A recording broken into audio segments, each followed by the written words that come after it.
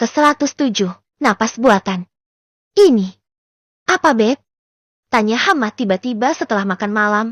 Kok tumben dia minta minjem tabletnya Baby, sementara sang istri sedang duduk di depan TV, merogoh ke dalam tasnya, mencari pop mie. Dia masih lapar. Payah. Entah gimana kisahnya dia bisa masih merasa lapar. Padahal dia tadi makan nasi sama lauk yang lengkap. Porsi manusia dewasa. Bukan porsi manusia cantik. Ngerti kan maksudnya apa? Dia masih lapar. Malah yang dicari habis lagi. Dia diam sebentar. Berpikir, perasaan dia bawa banyak. Kok habis? Oh, ya selama ini kan dia nyemilnya pop mie terus. Apa gak keribo ini usus? Beb, Baby, panggil suaminya lagi. Kenapa mas? Ini. Apa? Hamad membalik tablet Baby, mempertanyakan sebuah gambar yang ada di dalam tablet itu. Ya kan Baby menggambar via tabletnya. Oh, gambar kolam renang. Di bawah. Iya ini kok ada orang berenang.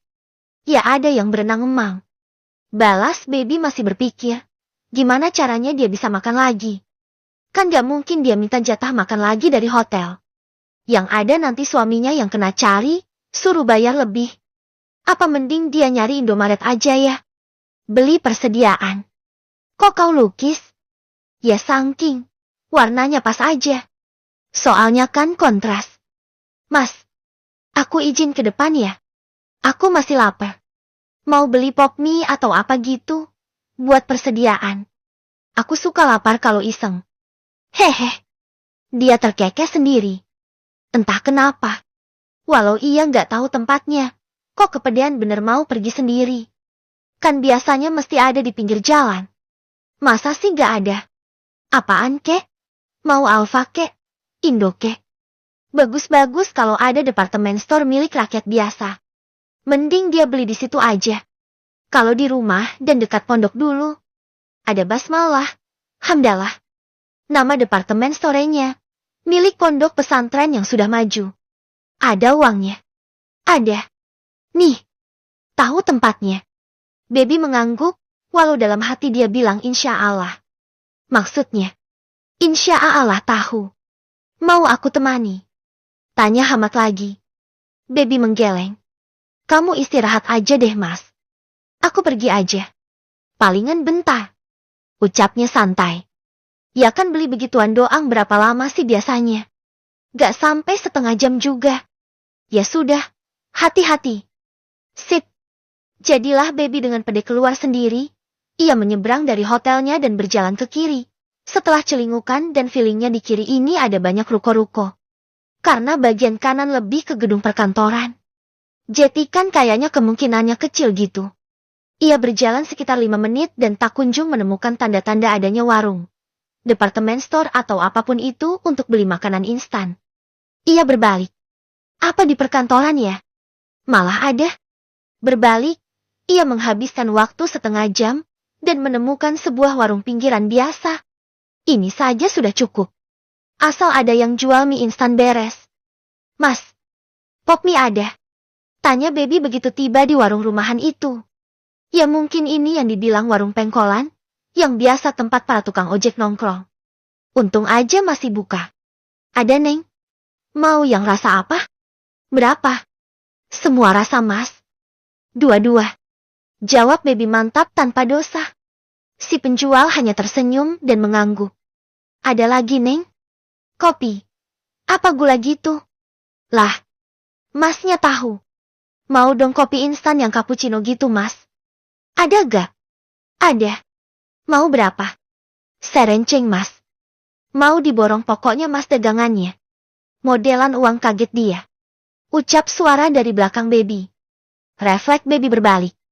Dan menemukan si pria berbaju merah tadi. Tapi kini bajunya gak merah lagi. Dia memakai kaos abu-abu dan jaket berwarna hitam. Kini ia memakai kacamata. Kok bisa muncul tiba-tiba si laki ini? Apaan sih? Mas. 3 aja. Masih banyak stok saya. Sama. Ada roti gak? Tanya Baby mengacuhkan si pria yang ada di belakangnya.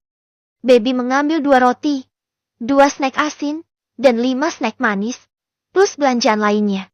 Ia berbalik setelah membayar dan berjalan lagi menuju hotel. Dia menoleh ke belakang, mendapati si laki ikutan ada di belakangnya. Ih, apaan sih? Ngikutin ya? Awas. Lapor polisi nih. Ancam baby. Maaf. Tapi saya juga tinggal di situ, Neng. Jangan kepedean ya. Balasnya penuh penekanan. Lah iya juga. Akhirnya baby berjalan lagi. Lumayan jauh juga dia jalan tadi. Dan begitu tiba di depan penginapan ia harus menyeberang dulu. Lalu jalan lagi. Ya tentu aja si pria ngeselin itu ada di belakangnya. Awas. Makan mie instan terus. Bisa lengket loh perutnya. Ucapnya pelan. Baby tak menggubris ucapan itu. Masih lanjut jalan saja. Kok peduli benar? Mau keriting kayak perut. Mau lengket kayak perangko. Lah situ sapa. Kalau aneh kelaparan emang situ mau ngempanin. Omel baby dalam hati. Awas tembok. Teriak pria dari belakangnya dan menarik lengan baby kuat. Sampai baby mundur beberapa langkah dan menoleh ngamuk ke belakang. Apaan sih? Omelnya kesal. Ia menarik lagi tangannya yang tadi disentuh pria ini. Itu tembok. Situ orang apa setan? Mau nembus dinding, gitu. Tanyanya dengan sarkas. Baby menoleh lagi, dan benar aja. Ini tembok eksterior dari penginapan ini. Lah kok bisa dia mau tabrak aja? Huf. Tawa. Omelnya dan kembali jalan. Kini ke jalan yang benar. Untungnya si Raki tak lagi membuntutinya. Jetty, aman. Baby yang entah kenapa masih dibuat dongkol sama pria bernama Raki itu berusaha menenangkan dirinya sebelum masuk ke dalam kamarnya. Ia tak mau. Suaminya tahu kalau sosok pria berbaju merah itu bernama Raki dan mereka sudah ngobrol beberapa kali. Nope. Dia tak mau sama sekali. Jetty. Baby mengatur napas dan memasang wajah penuh senyum. Walau senyum itu terpaksa. Hehe. Assalamualaikum. Ucapnya tapi tak ada yang menyahut. Ia masuk dan melepas sandalnya di tempatnya. Lalu maju beberapa langkah. Ia menemui kalau suaminya sudah tidur. Tertidur pula sekali. Ya wajar sih. Karena selama ini suaminya selalu datang dalam keadaan lelah dan tertidur tak lama setelahnya. Beneran dong dia tidur. Baby sudah ngecek. Bodoh lah. Yang penting dia bisa makan. Baby membuka pop mie-nya. Rasa ayam bawang. Dia menyetel air panas. Memasak dengan fasilitas hotel ini, ada teko pemasak air panas. Ya teko ini adalah saksi bisu bagaimana baby mengemil mie instan sepanjang hari karena lapar. Sambil menunggu ia nyemil roti. Beneran dah ini perut. Karung bener. Beberapa menit menunggu. Akhirnya mie-nya matang. Ia menyantap sambil duduk bersila di lantai. Makan di lantai itu rasanya nikmat. Dan gak perlu pura-pura, ia bisa jati dirinya apa adanya. Baru setengah habis. Pop mie-nya. Ia dapat panggilan dari Dijah. Baby menselidik ke tombol hijau. Menerima panggilan itu. Kenapa Jah? Gi ngapain, Beb? Makan. Napa? Enggak. Kangen aja. Mas Hanan masih ikut tahlil kampung. Jetty belum pulang. Gitu. Balas baby yang fokusnya masih ke makanan di depannya. Makan apaan sih, Beb? Kok khusyuk banget? Mie. Laper Jah. Di sini mau makan banyak pas makan dari hotel akunya sungkan. Secara. Jetty perwakilan pondok itu repot. Repot karena takutnya orang Jetty salah penilaian. Aku mesti jaga sikap. Moso perwakilan pondok. Perempuan, masih muda, punya suami ustadz. Makannya sebakul. Kan malu. Walau aku harus makan lagi sesampainya di kamar. Keluh baby semi curhat. Ya sama siapa lagi kalau bukan dengan Dijah. Suaminya sudah ngorok tuh. Suamimu tahu. Kamu masih lapar. Dia terlalu sibuk. Kayaknya mau ada kontes nasional ya. Dia pulang udah teler. Udah gak bisa diajak bicara. Tepar. Ini aja dia tidur. Gitu. Gak kesepian, Beb. Aku loh. Kangen kamu. Gak ada teman bicara sama sekali. Loh. Kan udah punya suami Jah. Ada Ningrum juga. Ya beda Beb. Ningrum yang ngobrol tapi dia juga super sibuk. Mas Hanan mah gak banyak ngobrol. Dia mah beda urusannya. Mana sempat ngobrol. Keluh Dijah lagi. Baby hanya bisa terkekeh geli. Ya maklumlah manten Anya. Plus Gus Hanan memang sudah ngebet dari dulu. Ya sabar aja Jah. Emang aku ini orangnya ngangenin. Oh ya. Tahu gak? Aku ketemu orang ajaib. Ngeselin banget. Dan dia ketemu aku juga barusan. Baby menceritakan apa yang terjadi dan Dijah mendengarkan. Ya momen seperti ini yang memang mereka rindukan. Cerita itu berjalan terus. Sampai mie milik Baby habis. Dan terus saja bicara mengenai hal lain. Pokoknya bahasan mereka tak pernah habis. Sampai Dijah yang mengakhiri. Mas Hanan pulang Beb. Udah dulu ya. Dadah. Ucapnya. Beh. Enak aja. Giliran yayangnya udah pulang aku dicampakan. Sadis kamu Jah. Omel Baby. Sementara dia menatap ke layar kosong HP-nya. Itu panggilan udah dimatiin duluan sama si Dijah.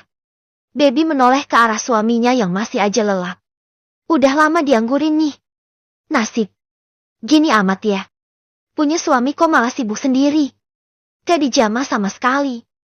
Nganggur. Pagi hari. Selepas sarapan seperti biasa, Hamad kembali ke tempat rapat. Kemungkinan hari ini adalah hari terakhir. Jadi besok, Pak suami bisa aku miliki lagi. Oh. Baby memutuskan untuk hari ini dia mau bersantai di kolam itu lagi. Main air. Ya walau nggak bisa berenang. Ngerendemin kaki di sana. Seharusnya lebih nyaman dan sensasinya seger. Mental note. Abis dari sini. Minta aja ke pantai sana Mas Hamad. Ya pengen aja gitu, berpelukan di depan matahari terbenam di pinggir pantai. Kan romantis. Baby turun ke lantai dasar dan duduk di pinggir kolam. Ia sengaja memakai gamis yang lebih ringan, menaikkannya ke atas. Dan membuat kakinya dan celana leggingnya saja yang terendam. Walau masih jam 9, tapi matahari sudah lumayan bikin ungkep. Baby juga sedang memakan roti. Nyemil, kan udah dibilang perutnya ini udah gak bisa diajak kompromi. Udah kayak karung aja ini muatannya. Lapar terus. Apa gak bahaya nanti tiba-tiba semua baju nanti gak muat? Tahulah. Ia terus mengunyah. Mengunyah sambil menikmati dinginnya air di kakinya. Kakinya hanya terendam sampai di betis. Tak sedalam itu juga dia berendam. Rotinya baru setengah habis. Dan tiba-tiba aja ada yang ngagetin dia dari belakang. D2. Malah yang ngagetin sambil ngedorong dikit pula. Biur. Baby yang kaget. Malah nyemplung ke dalam kolam. Ia gelagapan. Seumur-umur dia nggak pernah berenang. Apalagi jago. Dia nyebur untuk pertama kali juga sekarang doang. Mana bisa dia berenang. Ia gelagapan tapi bukannya ditolong malah difoto. Si laki itu. Dasar orang ngeselin. Kayaknya dia dan Baby gak boleh ada di jarak dekat. Gak cocok. Ya jadinya begini nih. Hap. Pipi. Cie. Tolong. Ucap Baby yang benar-benar gelagapan di tengah kolam. Kakinya tak bisa menginjak dasar kolam. Ia terlalu pendek di kolam ini, plus dia tak seimbang. Tak bisa berenang dan syak. Sempurna sekali.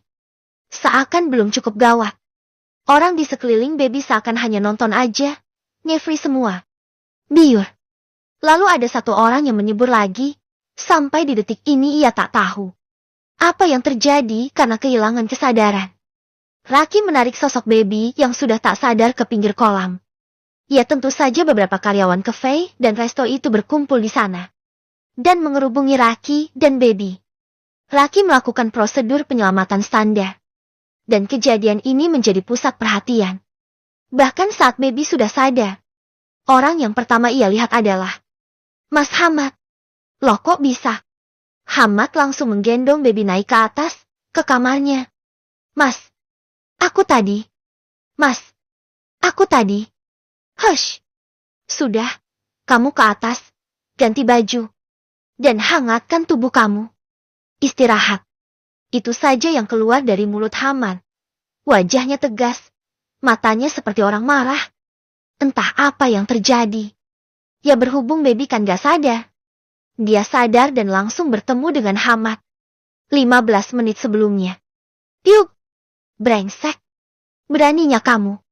Umpat Hamad yang membogem seorang pria yang berani memberikan napas buatan kepada baby. Perempuan ini hampir mati. Kalau saya gak kasih napas buatan. Jawab pria yang baru saja melakukan pernapasan mouth-to-mouth itu. Ia tak punya pilihan lain. Karena perempuan ini begitu keluar tak bernapas. Dan setelah beberapa kali napas buatan dan pertolongan lain, perempuan ini menyembuhkan air. Tapi bukannya berucap terima kasih. Malah Raki mendapatkan pukulan keras di pipi.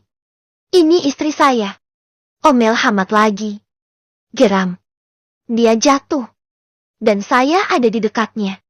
Jadi kewajiban saya sebagai manusia untuk menyelamatkannya. Anda tak punya kapasitas. Kenapa gak dibawa ke rumah sakit saja? Saya lebih dari cukup untuk urusan kapasitas. Dan itu sudah jadi sop di hotel ini. Semua karyawan bertanggung jawab atas keselamatan semua tamu. Saya punya lisensi dokter. Apa itu kurang, Pak? Dan saya juga seorang asisten manajer di sini. Apa penjelasan ini cukup? Atau Bapak mau terus marahin saya karena menyelamatkan istri Bapak yang hampir mati? Tanya Raki kini ikutan geram. Dia ngos-ngosan, efek memberikan pertolongan tadi. Hamad mengendus kasar. Seperti banteng yang sedang menahan emosi gak nyeruduk lawannya yang memakai baju merah. Ia teralih saat melihat istrinya membuka mata dan batuk-batuk. Fokusnya kini hanya satu. Membawa baby masuk ke dalam kamar.